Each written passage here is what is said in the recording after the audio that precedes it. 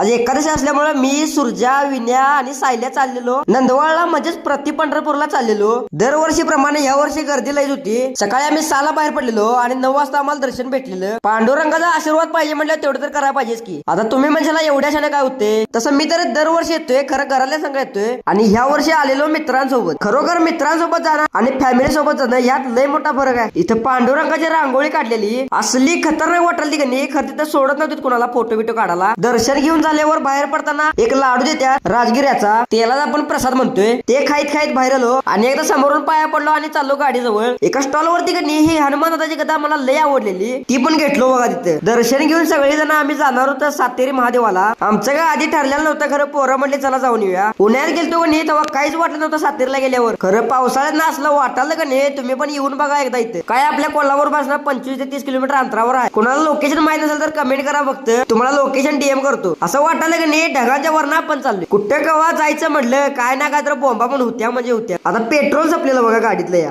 असू दे म्हणलं गाडी इथं लावूया आणि पहिला दर्शन घेऊन येऊया. तिब्बल पण नव्हा आम्ही चोबल घेतो एका गाडीनं वरती. गेल्या गेल्या पहिला दर्शन घेतलं. आता गेल्यावर एकदम खतरनाक वाटते. देऊळ बांधलंय तसं आणि त्यामुळे तर बघायला खतरनाक वाटते. दर्शन त्यांनी घेऊन झालं आणि आम्ही सगळे वातावरण एन्जॉय करायला.